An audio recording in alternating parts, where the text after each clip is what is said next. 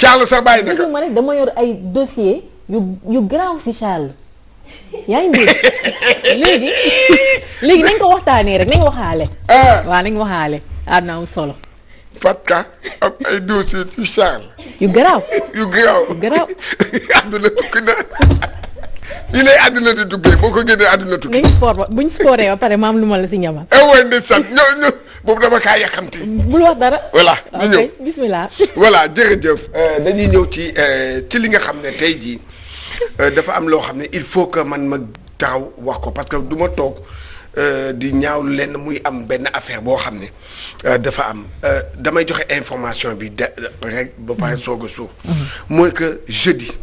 1er avril. avril incha allah. la ñaari tali équipe ñaari tali bi di jouer Ligue 1 sénégalaise di inaugurer maanaam li nga xam ne moom mooy ay infrastructures sportives am terrain gazonné ak ay li nga xam ne ay yeneen yi muy àndal ce qui veut dire mooy que am na lépp malheureusement maquette bi aw ma ko kii bi asafla aw ma kii bi voilà mais pour wax la ne rek tey jii c'est le premier club traditionnel bu am loolu ñeneen ñi ay centre de formation lañu ñooñu lii tey jii lii ñee am génération foot jàmbaar loolu yam tey ñaari tali mu nga ca ci loolu la daf koy inaugurer lu tax man ma ciy ñëw moment bi nga xam ne Dakar amatul terrain pour football moment bi nga xam ne les clubs de Dakar dañuy wër di ut ay terrain di koy louer et c'est moment boobu la ñaari tali fexe ba espace am boobu terrain boobu mu kii ça a été difficile lu tax parce que terrain bi da ko doon xëccoo ak SICAP société SICAP parce que boo xoolee terrain bi ak direction bi ñoo jege. ok terrain boobu la. waaw terrain boobu la. waaw ngandam coow jàppal bàyyi il a fallu que président Djibril Wade moom li mu ma waxoon te da ko yàgg a wax mu ne man du ma nekk ci kaw ci di yore ñaari tali di gagner ay coupe rek ay nangam il faut que mu am benn loo xam ne bien club bi am bien mu fexe ba liggéey ba ñefe ba tey jii moom mu am loolu mu am li nga xam ne moom mooy terrain bi tey jii lépp am na ci léegi ñaari tali dootul demati naan damay dem louer ji dootul demati di regrouper feneen foofu lay regrouper am na lépp am na salle de am na tout mais pourtant le président de ñaari tali boobu Djibril Wade c'est un fils de la GIA waaw magam di Doudou Wade ancien président bu kii groupe xaw ma la parlementaire bu kii PDS Doudou Wade magam la ñoom seen famille Abdoulaye Wade ñoom seen famille GIA lañ de ñoom Abdoulaye Wade président ancien kii ak ñoom famille ñaari tali ñooñu ñaari tali fait partie du ci GIA la bokk la GIA ce sont les SICAP ñaar kii ba Fass loolu mooy GIA ak Grand Dakar loolu mooy GIA mais moom ci GIA bokkoon na ci bureau GIA et alors que moom biir GIA boobu temps Abdou Diouf moo fi nekk madame Elisabeth Diouf jox waa GIA terrain ana terrain ba tey lan lañ ci tabax. terrain bi fan la nekk doon ci wetu kii ancienne piste bi. moom mooy tey fii mooy kër Béthio Thioune bi ca kaw noonu foofu. fi mécanicien yi nekk. foofu la woon. ñu koy nekk di jaay nit yi dem nañ ci kaso. nangam ba tey anu ba tey jii ñu jël jaay foofu ñëw jënd fii cinéma Liberté tey jii anu kenn xamatul jaay nañu ci mel kii ana xaalis bi kenn xamul. ñoom ñoo koy jaay. waa GIA. ñoom waa GIA si boppam ñoo ko jaay. waaw te foofu la Djibril Wade bokkoon te xool tey Djibril Wade ñëw dans le football d'élite. Il n'a même pas fait 10 ans dans le football d'élite. deful 10 ans. dans le football d'élite moomu créé li ñaari tali tey am nii. et alors que aujourd'hui mais coach si ñaari tali boobu parce que ñun ñuy juddoo Sicap màggee Sicap noonu ñaari tali boobu c'est-à-dire que gis nga nit yaay dëggal sa bopp tey jii si problème mu Sicap boobu si naroon continuer sax day coow bu métti moo fay am mais du ñu bàyyi ñu jël terrain bi di fa tabax parce que ba ñu juddoo ba tey ñaari tali foofu lañu leen di gis ñuy entraîner pas ñaari tali mais waa koñ ba waa ñaari tali waa Sicap ak yooyu foofu la ñu doon dem mu nekk seen terrain boo xamante ne ñoom jàpp nañ ne ñoo ko moomal seen bopp naturellement donc du coup du ñu nangu kenn peut-être ku ñëw di ko rentabiliser comme ñoom ni ñu ko defee mais pas keneen di ñëw di fa def quoi que ce soit loolu nit moo koy dëggal GIA tey fi ñu leen joxoon noonu su fekkoon ne chaque jour dañ fay dem di fa entraîner kon mun na am population aux alentours mun leen jàppale mais suñu la joxee terrain nga bàyyi ko mu nekk espace vide noonu jéem fa def dara mais day jur li ba pare ñaari tali boobu ba tey ñaari tali bi ñu fi ibbee seen bitig bi mais soo rombee mais tu es fier. ibbi bitig di jaay ay affaire mais da ngay mel ni ku nekk benn Marseille wala benn kii nit da ngay gëm sa bopp. xam nga parce que petit à petit moom ngay mun a amee lu ne. Djibril Wade ba mu ñëwee dafa teel a wane boppam wane na moom c'est quelqu'un de très ambitieux dafa bëgg a jëlee équipe bi zéro yóbbu fu kawe te nag waa ñaari tali nag nekk ñu am jom. parce que lu ñu am tey jii ñoom ñoo ko liggéey nañu seen koñ. mu nekkoon ay quartiers yoo xam ne dañuy nekk ay quartiers populaires yoo xamante ne kenn faalewu leen te waxee nag ñu naan nangam ak nangam mais tey ñun ñëw jur seen bopp te yow wax nga ko évolution moo indi jaraaf wala GIA ñu xaw a wàññeeku nii tuuti parce que ñu doon dem jóge ñaari tali di jóge yeneen gox yi doon nekk ay joueurs jaraaf ak yooyu mais suñu demee ba am équipe bu dëgër seen koñ muy màgg dugg si championnat bi mais duñu dem di évoluer ce soir ñaari tali lii dafa nekk benn kii boo xam ne tendance lañ ko commencé jël ils ont compris ne que état du Sénégal ci wàllu sport non gouvernement Macky Sall ci wàllu sport deful dara léegi ñoom da ngay gis club yi léegi dañu commencé comprendre lu tax ñuy comprendre mooy que club da ngay am infrastructure ba pare boo ko amee nga valoriser ko boo ko valoriser bu boobaa léegi yow doo sonn comme les grands clubs tey Raja de Casablanca Espérance de Tunis club maghrébin yi club sud-africain yi club ivoirien yi mais ñoom dañoo am seen centre de formation dañoo am seen centre am lépp tey ñaari tali am na centre am na lépp foofu c'est le cas du Casa Sport bi ngeen di gis nii dans quelques mois ou bien cette semaine ngeen gis moom tam mu inauguré bosam Jaraaf mu ngi ci tànk yooyu avec Cheikh Seck gis nga Jaraaf mu ngi valoriser ay terrain yi mu am mu ngi koy tabax di def loolu xoolal ñooñu bu ñu jëlee tendance boobu c'est ça foofu la mooy structurer nos clubs là nos clubs il faut ñu xam ne ay professionnels lañu waaye ñoom esprit amateur bi ñuy yore loolu moo baax moo tax ñun ñuy tardé et aujourd'hui boo xoolaatee léegi fu mu nekk nii quand le Jaraaf ñaari tali ñoom ñëpp Casa ñoom ñëpp di dem ci loolu mais boo ñëpp toppee loolu bu baax dootoo amati problème mu terrain. dootoo wërati ci Ndakaaru imaginez un club boo xam ne day jouer pour mu entraîner day dugg ci oto di wër Ndakaaru bi yëpp ut fu muy terrain fu muy entraîner da nga def ne loolu kii na mais tey léegi ñaari tali a compris ça ñaari tali moom mu ne léegi xam nga lan la léegi nag ñun xam dégg nga xam léegi ñun lu ñuy def ñun lenn la ñuy def. mooy que kii et yow Djibril Wade bi ngay wax. mais c'est vrai qu'on se dise la vérité loolu tax tey jii comment se fait-il que un Djibril Wade il n'est pas dans le comité exécutif de la Fédération sénégalaise de football pourquoi parce que xoolal résultat yi mu def sur résultat sportif ak résultat bii résultat économique. yow boutique boobu ngay wax espace boobu ngay wax loolu yëpp maanaam xel bu baax la maanaam li nga c'est le haut niveau c'est ça aujourd'hui le kii nag club yi topp ci loolu tam tey ji man ma wax ci ñaari tali ci inauguration kii loolu moom moo tardé man je parle de ñaari tali maanaam li mu def je ne dis pas que mais moom li mu def pas bi mu def au moment où Dakar, la capitale, n'a pas de stade. Surtout ça. xoolal loolu rek au moment boobu un club boo xam ne bi mu juddoo yàggul équipe nawetaan la woon rek tey jii est devenu un club d'élite tey jii moom mooy def loolu ana Demba Diop àll la léegi stade Demba Diop àll la léegi ana kii Léopold kenn xamatul nu mu mel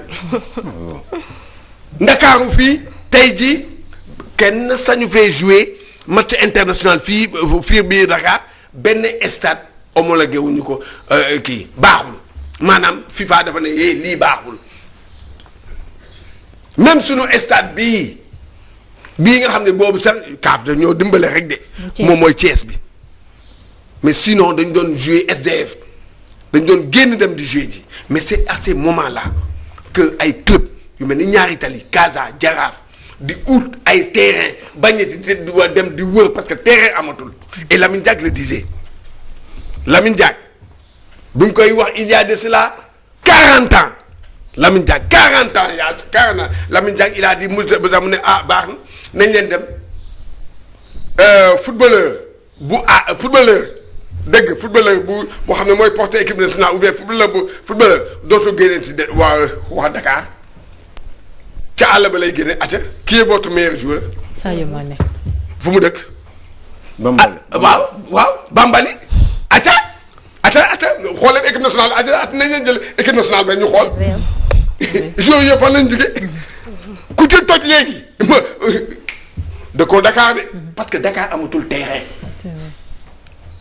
Au moment où le Soudan qui vient de se qualifier à la CAN au moment où le Soudan nga jàdd yow nga dem kon boo dem fekk fa terrain gazonné au moment où kii nga xam ne moom mooy Mauritanie bi nga xam ne tey jii yàggul bi nga xam ne mu inauguré benn stade xam nga ñaata la ci dépensé. 20 milliards. 20 milliards. kese waaw. yow mii nga jël benn stade fii jam ñaar. Fatou Ka kon 20 milliards yow da nga ko xeeb noonu. yow 150 milliards.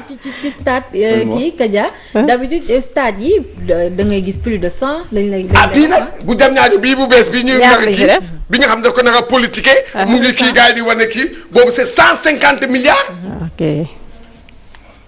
ate xoolal te boobu stade boobu bu ma ko génnoon léegi nii sa bopp bu ñu ko génnoon mais stade boo xam ne homologué par la FIFA.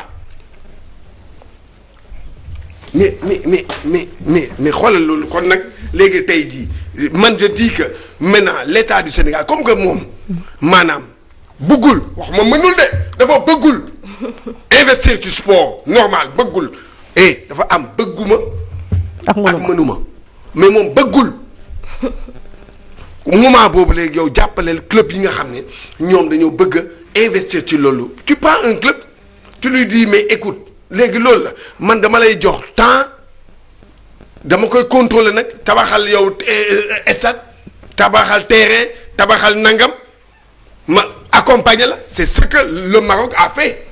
Le Maroc il dit à tous les clubs terrain nga bëgg. mu ne la waaw acca fan la acca espace bi bu sax mu tabaxal la. et il a fait avec Berkane. benn club Berkane mu ngi nekk ca nekkul ci capitale bi de parce que capitale bi c'est Rabat. et boo déggee dëkk yi sax Berkane ñu ngi koy soog a xam booy dégg Maroc dañuy naan Casablanca. Kenitra Fès dégg nga Rabat mais Berkane. tey jii qu'est-ce que l'état bi équipe bi yéegi en première division l'état marocain ñëw ne leen ne kaay leen lan ngeen bëgg ñu ne leen stade. gars yi ñu tabaxal leen stade. Berkane dem gagner coupe d'Afrique stade bi dafa pare 2 ans moom mu gagner coupe d'Afrique 2 ans mu gagner coupe d'Afrique waaw loolu du booster. bien sûr. et combien de personnes travaillent dans ce stade là. tey Ñaari Tali kii am boobu mu defar ñaata nit ñoo ciy liggéey. waaw dafa nar a créer emploi. ñaata emploi la Djibril Wade di liggéey avec kii boobu. direct et indirect. voilà. donc c'est ça loolu la. c'est la faute du président. c'est la faute du régime actuel.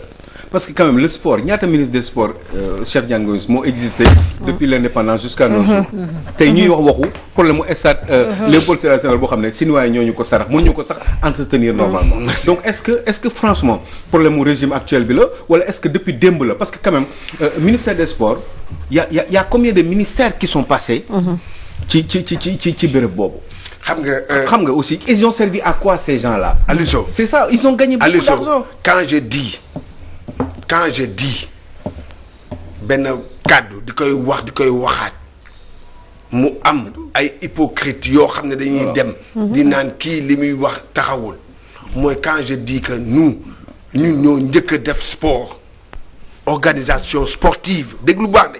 organisation sportive ñun ak Algérie ñoo ko njëkk a def le Sénégal organisation sportive mu ngi ko def en 1901 déglu 1901.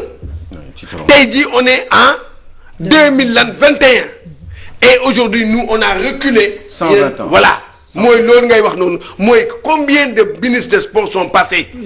ici c'est dara évolué ñun ñuy dellu ginnaaw gars yi di avancer ñun ñuy dellu ginnaaw xool ma loolu et voilà le danger aujourd'hui su may wax ne que ñun dañuy reculer sport dara doxu fi nangam on me traite de nihiliste waaw. c'est ça.